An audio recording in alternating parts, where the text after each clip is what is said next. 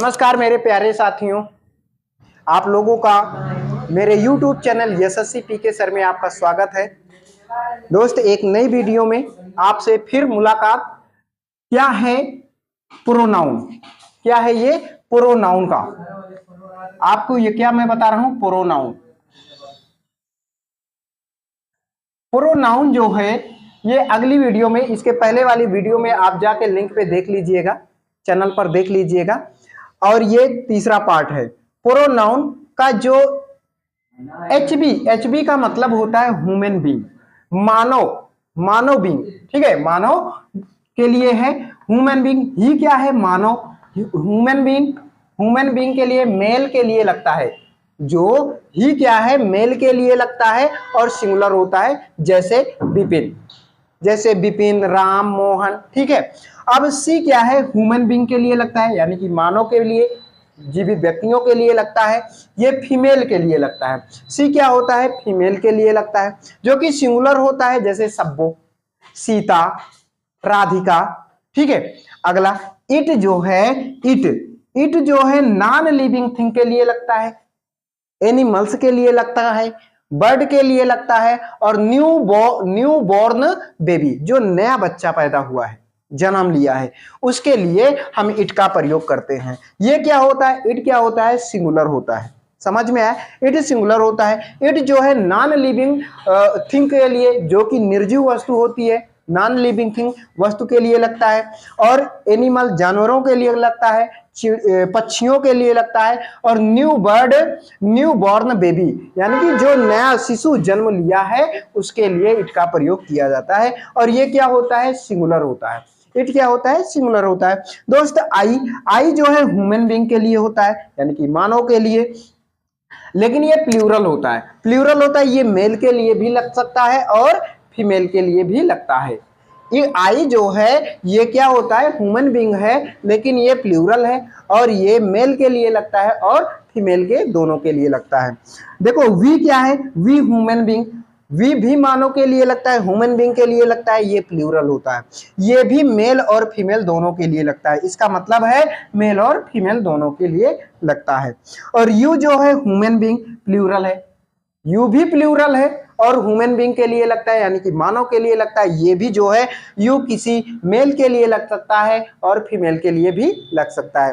भाई, किसी लड़की के लिए भी यू कह सकते हो और कोई लड़के के लिए भी यूज कह सकते हो। समझ में आया? दे क्या है? प्लूरल है। ये ह्यूमन बीइंग के लिए हो सकता है, ह्यूमन बीइंग के लिए भी हो सकता है, यानी कि मानव के लिए, कोई लड़की के लिए या कोई लड़का के लिए हो सकता है।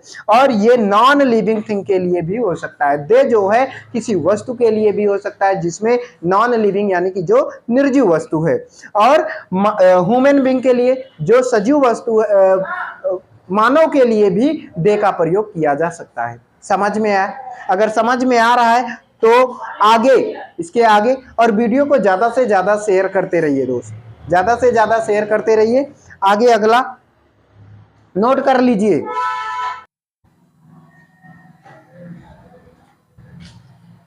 देखिए आगे इसके, और आप नोट करते जाइएगा। ठीक है, वीडियो अच्छी लगती हो तो शेयर करते जाइएगा। ध्यान दीजिए, प्रोनाउन का ये जो subjective case, objective case, possessive adjective और पोसेसिव प्रोनाउन, इसको पोसेसिव केस भी कहते हैं, पोसेसिव एडजेक्टिव भी कहते हैं, पोसेसिव प्रोनाउन। ध्यान दीजिए, सब्जेक्टिव केस क्या है? आई का क्या हो जाता है? ऑब्जेक्टिव केस, मी। और पोसेसिव एडजेक्टिव यानी कि संबंध, एडजेक्टिव मतलब विशेषण, एडजेक्टिव विशेषण, संबंध, ये अधिकार प्रदर्शित करता है।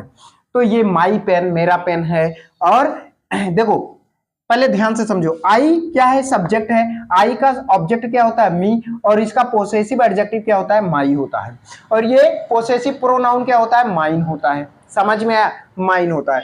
वी का आस, वी का ऑब्जेक्टिव आस, वी का पोसेसिव आवर, और पोसेसिव प्रोनाउन आवर्स हो जाएगा। यू का, यू ऑब्जेक्ट, यू सब्जेक्ट भी होता है, यू ऑब्जेक्ट भी होता है। यू का पोसेसिव जो होता है एडजेक्टिव, यो योर होता है। योर पोसेसिव प्रोनाउन यू का क्या होता है? योर्स होता है। ध्यान दीजिए, ही का क्या होता है? हिम होता है ऑब्जेक्टिव। ही सब्जेक्टिव केस है और ही का ऑब्जेक्टिव केस हिम होता है। ही ही का पोसेसिव केस क्या होता है, पोसेसिव एडजेक्टिव क्या होता है, हिज होता है। और ये जो है ही का पोसेसिव प्रोनाउन क्या होता है, हिज होता है। ध्यान दीजिए, सी क्या है, सब्जेक्टिव केस है, ये लेडीज के लिए लगता है, फीमेल के लिए लगता है। तो सी का ऑब्जेक्टिव केस क्या होता है, हर होता है। और सी का पोसेसिव एडजेक्टिव क्या होता है, हर ही होता है। और सी का पोसेसिव प्रोनाउन क्या होता है, हर्ष होता है। देखो इट क्या है, इट का पोसेसिव, इट का ऑब्जेक्टिव केस इट होता है, इट का पोसेसिव एडजेक्टिव क्या होता है, इट्स होता है। लेकिन इट का जो पोसेसिव प्रोनाउन होता है ये नहीं होता है, ठीक है, ये नहीं होता है। दे का, दे क्या है, सब्जेक्टिव केस है, दे का ऑब्जेक्टिव क्या होता है, देम होता है, दे का देम। और दे का पोसेसिव केस क्या होता है, पोसेसिव एडजेक्टिव क्या होता है, देयर होता है। और दे का पोसेसिव प्रोनाउन क्या होता है, देयर्स होता है। दोस्तों समझ में आया यहां तक कि नहीं? अभी मैंने इसके पहले मैंने बताया था कि भाई आई जो होता है प्लूरल होता है, ये मेल और फीमेल दोनों के लिए लगता है ना, बताया था, इसको वहां पे देख लेना। और फिर इसके नीचे ये समझ में आ गया। अब बात ये होती है दोस्त कि ये पोसेसिव एडजेक्टिव जो है, ये पोसेसिव एडजेक्टिव जो है ये जरूर है, ये इसके बाद कोई नाउन जरूर आता है। क्या आता है, कोई प्लस नाउन होता है, इसके बाद कोई नाउन आता है। जैसे एग्जाम्पल में कोई नाउन क्या होता है, जैसे my pen, my pen, my pen क्या होता है, माई पेन, ये क्या हो गया, माई पेन। इसके बाद our, our book, our book, ठीक है। इसके बाद कोई भी यहाँ पे your book, his book, her book, its book, their books, इसके लिए हम ये पोसेसिव एडजेक्टिव के बाद कोई नाउन जरूर आता है। अगर नाउन नहीं आएगा तो गलत हो जाएगा, ठीक है। लेकिन दोस्त ये कह रहा है पोसेसिव प्रोनाउन जो होता है, पोसेसिव प्रोनाउन जो है अपने में पूर्ण है, इसके लिए कोई नाउन की आवश्यकता नहीं है। समझ में आया? जैसे एग्जाम्पल में this book, this book is mine, is mine, this book is mine, ये एग्जाम्पल, यह बुक मेरी है, यह बुक मेरी है। अगर पोसेसिव प्रोनाउन है तो इसके बाद ये अपने में पूर्ण है, इसको कोई नाउन की आवश्यकता नहीं है। समझ में आया? ये किसी नाउन की आवश्यकता नहीं है। दिस बुक इज माइन, यह मेरी बुक है, यह मेरी बुक है। समझ में आया? यह बुक मेरी है, यह बुक मेरी है। समझ में आया कि नहीं आया? इसका क्या हो जाएगा, जैसे इसका मान लो ये वाला पोसेसिव एडजेक्टिव में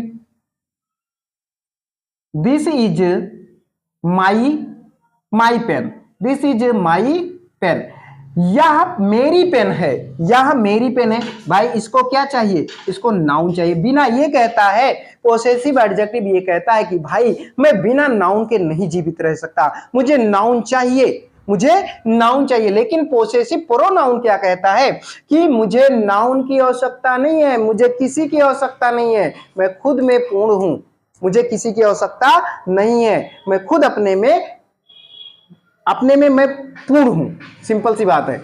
तो ये कह रहा है कि दिस बुक, यह बुक मेरी है, तो इसको नाउन में चाहिए, इसको कोई सी की आवश्यकता नहीं है, किसी की आवश्यकता नहीं है, ये अपने में परफेक्ट है। समझ में आया कि नहीं आया? लेकिन इसको नाउन चाहिए।